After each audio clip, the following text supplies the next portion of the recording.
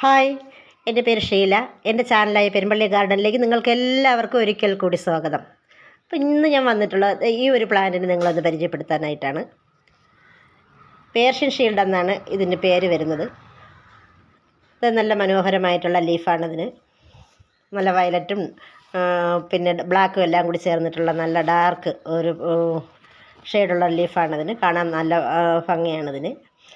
അതുപോലെ തന്നെ ഞാനിത് കുറച്ചിത് മെച്ചോർഡായി പോയിട്ടുള്ളൊരു പ്ലാന്റാണ്. കുറച്ച് മുൻപേ ഇതിൻ്റെ ചെറിയ ചെറിയ കട്ടിങ്സ് എടുത്ത് നമ്മൾ വേറെ ചെറിയ പ്ലാന്റുകൾ ഉണ്ടാക്കിയെടുക്കേണ്ട സമയം കഴിഞ്ഞ ഒരു പ്ലാന്റാണിത്. കുറച്ച് വളർച്ച എത്തുമ്പോൾ തന്നെ നമ്മൾ കട്ടിങ്സ് എടുത്ത് വേറെ നടണം. അപ്പോഴേക്കും നമുക്കിതിൽ വേറെ ബ്രാഞ്ചുകളൊക്കെ വന്ന് നല്ല പുഷായിട്ട് വളരുന്ന ഒരു പ്ലാന്റ് കൂടിയാണിത്. വളരെ പെട്ടെന്ന് ഗ്രോത്ത് ഉണ്ടാകുന്നൊരു പ്ലാന്റാണ്. നമ്മൾ വേറെ കട്ടിങ്സ് എടുത്ത് നട്ട് കഴിഞ്ഞാലും പെട്ടെന്ന് വളർന്നു വരുന്നൊരു പ്ലാന്റാണിത്. അതുപോലെ തന്നെ ഇതിന് കൊടുക്കുന്ന വളങ്ങൾ ഞാൻ ഓർഗാനിക്കിൻ്റെ വളങ്ങളൊന്നും ഇതിന് കൊടുക്കാറില്ല. 1-2 പ്ലാന്റുകൾ എനിക്കങ്ങനെ മൂട് ചീഞ്ഞു പോയി.